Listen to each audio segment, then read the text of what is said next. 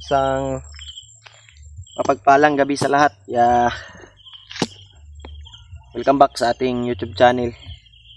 At magandang gabi sa inyong lahat yan, tol.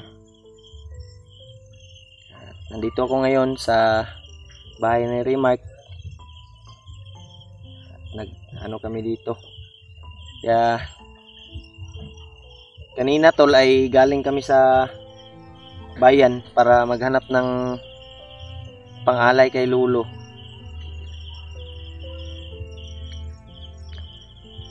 Bili kami ng itlog at saka prutas. Hanap kami ng puting manok. Pero hindi kami nakakita ng puting manok. Kaya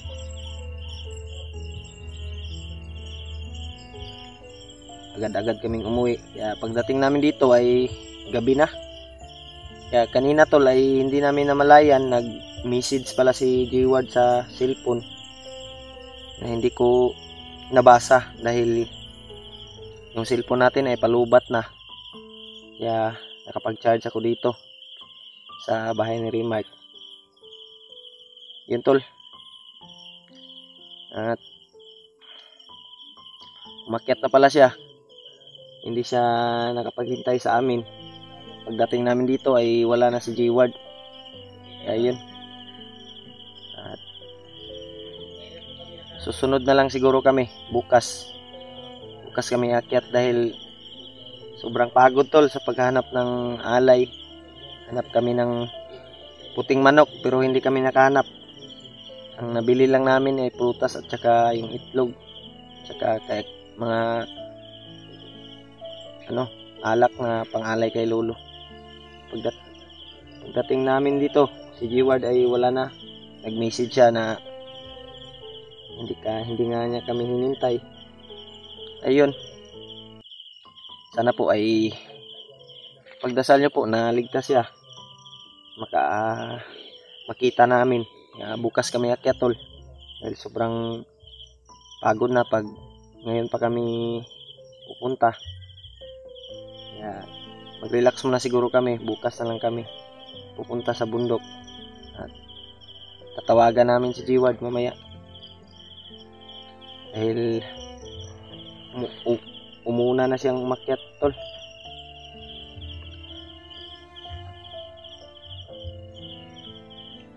Yan. Dito si Remark at si Tuko sa loob.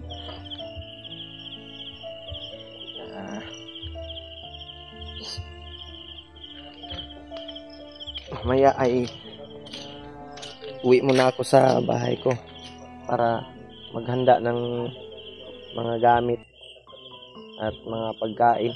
Yun. Sana po ay may mag-abot ng tulong sa atin, tol. Pambaon sa bundok, pambili ng pagkain, gamot, saka yun, kakailanganin natin. Yung importante, tol, yung pagkain at saka load para may ma-upload tayo na magamit pang load sa cellphone. Yan, nandito tayo. Bukas siguro kami alis, tol. Bukas na lang siguro dahil sobrang gabi na. At napagod na rin kami sa paghahanap ng mga dito si Remark. Brad, dyan si Tuko. Brad, hindi natin na abutan si Ikan, Brad. Yan, Dito daw siya nangagaling. Namunan lang daw siya dahil atat-atat siya na iligtas yung kanyang kamanghuran anak ba. Ganun yung kabalakaan lang ko kasi disgrasya ba. Nagdali mo to si Jeward ko. Saan man nato nga. Naghanap kami ng naman siya kapabot. Alay kay Lolo Ambok. Pero okay ra. Ang importante nga ma-contact na to siya. Nasabtan ako ang kuha ni Sang Bayaw. Yan Kuha ng una to, lutaw na karoon na niya. Kay Utol kapit nangyari sa kanyang nangyari sa kanyang dito si Tuko. Nangyari sa kanyang anak. Yani, alala siya.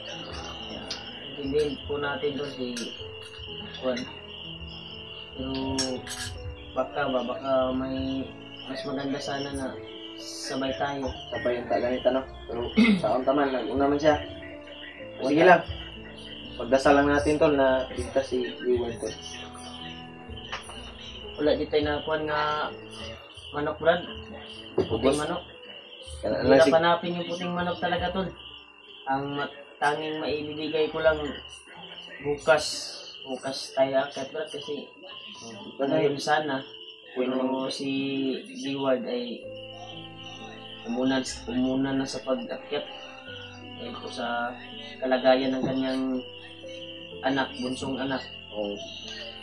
Intindihan naman natin pero Naintindi tayo. Mas maganda sana kung sabay yung tasal. sabay tayo. Kaya natin siya. Pero nabasa ko yung comment, Brad. Magbigay lang daw siya ng notification kung aakyat tayo. Oh. Oh. Ha? Ano makakatulog pa? Saka naman si Papa Uma, dito na po mo ilalula.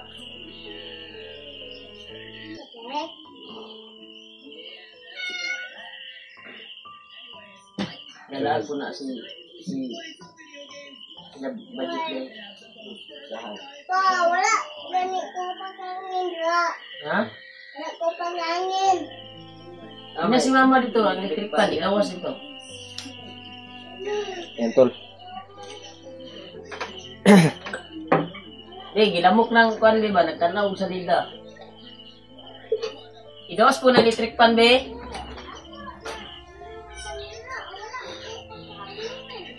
Sana ay ligtas ngayon si Jeward. Sana walang mangyaring masama sa kanya. Mas maganda sana nakadaan kami sa kay Lolo Ambo para basbasan kami. At kailangan itanong namin kay Lolo Ambo kung saan nilagay kung saan dinala Yung anak niya ba? yung anak ni Jeward. Yan tol. Tapi tayo May muna. ano man dyan, may puting manok. Alay nyo. Ha? Yan. Yung ano ba? Pinarami ko? Kung gusto nyo nagkuhan Brad, kasi may kuhanin mo. Patagan sa puti. Dali Brad, isog di kayo pakita ang puting manok, Brad. Ato aso na padaghanom. Mo pa'y pagkuhan na nagulong-gulong, nagulong-gulong. May pa kayo eh. Ay ano man ang mga anak na siya ba? Yung isa may anak na. Gamay Pero pa man. gagmay pa. Kung na pwede kuhan, ang liit pa. Hanap muna tayo ng baka susunod na buwan. Hirap talaga, nagabihan kami sa paghanap ni Gutol ng puting manok. Napagod ganito sa pagpangita. Mamimigay lang natin bukas. Bibigyan na natin si Lolo ng pagkain. Prutas, Bukas itlog, itlog. saka bino tol, yung alak ba para sa kanya, saka yung barya Bilang papasalamat na at tabako ni Lolo. may kailangan tayong itanong. Lalo na sa mga solid supporters na may iniinda na sakit ay una ko si Lolo na ubas-basa natin. Basta namin bukas tol sa mga natin. manonood natin dyan na mga solid. Huwag kayo mag-alala tol. At Ikaw ba? sabay kayo sa pagbasbas namin bukas. Sana po ay ligtas kami makakyat bukas. Walang masamang mangyari. Ha? May problema rin na wala na may makasunod kay Dre Manilo kay wala naman di palibutan naman ni Boras ni Lolo Ambo. Sa may mong tanaw ko kanang magabi okay. Wala iba. Okay man Brad, kay Dre mo gabi tulog wala mo. School naman. Hindi naman galit sunod sa mga Kape ba ikaw? Timpla to ko? Umpisa pa. Alerto na yung mga tanod natin dyan sa May mga pulis na. May mga pulis nang nagrubing. may US Navy mag-robing na talaga sila. Pareha na ni sa kuan ba alerto mo sa Manila gud karon. Sa Maynila. Sa Manila yung gubo talaga. Sabi yung rally tol nagkagulo. Nakita natin sa TV. Gani no. Kita natin. Nagbabato ng Yung mga taga Maynila nating mga sulit na taga subaybay ay sana po ay mag-ingat kayo dyan. Aso ang kuhan Brad. Plano dyan ni Brad. Kailangan makasaka na tatay. Oo. Tapos ma-apusan pa na to si Jeward. Ngayon tag-location. umasa siya. Atat na atat kasi siya tol sa pagkuhan sa kanyang anak ba, na problema siya tol ba. Sige lang Brad, kay makita ang po na to. Sab ko na naman liwat kay siya ako, di ko magpapugong eh. Nakakahulat ba niya, dugay ba kita ka balik din no. Eh, nangita yun. Naghanap talaga kami ng alay tol. Una, si Diwad. Sige talaga kami na maghanap ng puting manok dahil tagal na rin akong hindi nakapag-alay ng puting manok. Kasi yung last na naalay Sindihan namin, natin yung katol Brad. bigyan namin si Lolo ng malaking alay. Sabi na, sobrang sayang niya talaga. Yung last na alay nyo kay Lolo yung kambing din. Baboy yan. Baboy. Salamat niya dahil mabalik daw yung lakas niya.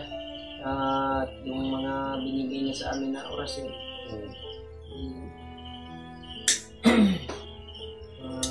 Ano, madagdag daw lakas sa kanyang katawan. Bawal pa mag-ano dito ng manok, maliit pa man. Tara, sunod na nako. May mga puti na dito tol na Nambok nag-istuko ron Brad. Dako ng hindi lawas. ako ang gisanay tol ba. Naparami ako ng puting manok pero maliit pa. Alanganin sa pag-alay kay Lolo Ambo dahil maliit pa. Alayo pa. Hanap lang tayo ng paraan Brad. Oo. Kasi may nag-abot naman na pang-alay kay Lolo Ambo. Para mapaliparan siya ng dasal. Yun din yung isang hilingin natin kay Lolo Ambo. Kailangan basbas at kailangan talaga alipad dasal at basbas. Gagaling yung mga may hinihindan sa sakit. Grabe yan si Lolo to, isang instrumento yan na gawa ng Panginoon. Palaging gumagabay sa amin bawat hakbang doon sa bundok. Atod sa kuni Juan Brad ko Brad si balay. Asa? Muli sa kuron. Ako na may sniper niya. Mag andam ko to kung kuan. Mga gamit po ba? Andam ka na to. Wala ka nag-andam. Di, ara mo ko sa inyo na. Laban lagi na daw nga lagi. Laban ito ganyan. Natin mo ba ba? Itong baga na ko ba? Sundan na akong bugas. Pwede. Mas kilos mo. Akyat naman kayo. Ikaw din sa kapiling ko yun. Nagbili ako ng kuwan yan, bigas. Bigas mo ka. Uyo. Ulan. Gulay-gulay lang sa kayo ko. pagbaba dito. Ha? Tagalan naman kayo pagbaba dito. Mamaya na yung karne-karne ko. Malapit naman yung sa birthday ng anak ko. Pag magkababa tayo, o yung sa awa ng Diyos. ng anak mo ngayong sa 30 no? Ay, no, ang tagay magkababa tao, sa daga na yun. Kapit akong Diba birthday na na ito rin, ng Mark. mga kwan bro, nga kung makababa bata o Ganyan, no? kwan kasi hindi natin alam yung mga pangyayari. Birthday mo, Brad. Sa birthday na lang ni Remark. Kaong kagwilog karne. Birthday ko, may baka mahingi natin yung isang baboy dyan sa biyanan ko. Mambreak tayo. Hanapin na yan pag ano, wala pa yung isang bulan. Pag isang bulan na yan, Mag-isang buwan na yan pagka October. Tama-tama. Litso na, matada na. Pwede na. malakas kumain. Ha? Sobrang lakas kumain. Sabay tayong one kay sabyanan ko na ano ka ba? Iyawin natin yung isa. Pwede yan. Basta birthday mo. Sabay ko yung biyanan ko. Yan, tol. Yan, naubos na yung kape ko.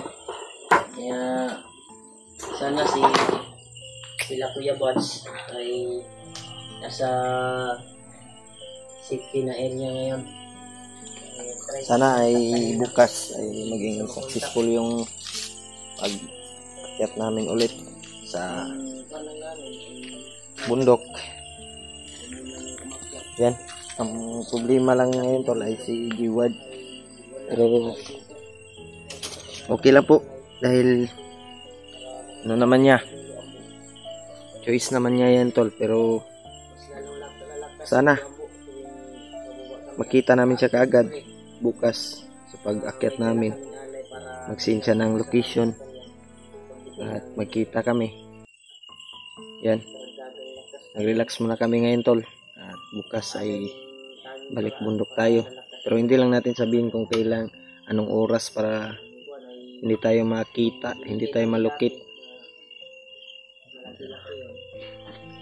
Pagod kasi kami sa paghahanap ng ano tol, alay kay lolo. Pero hindi kami nakakita ng puting manok. Yeah. Ngayon ay dito ako sa bahay ni Remark para mag-update kami sa kalagayan dito at plano kami kung kailan kami akyat. Sana maging successful yung mission namin tol. Makuha namin yung anak ni Jeward at sana din may matulungan pa kaming na mga taong nangangailangan ng tulong. Kahit sino man tol, yung makita natin na nangangailangan ng tulong sa atin ay tutulungan natin sa abot ng ating makakaya. Ayun, dito lang muna yung video natin tol, at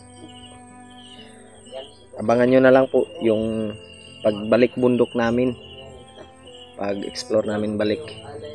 Yun tol, at isang magandang gabi sa inyong lahat at ingat kayo palagi. Hindi kalap shoutout na lang sa inyong lahat, sa mga solid nating taga-subaybay. Hanggang dito lang muna yung video. God bless you all.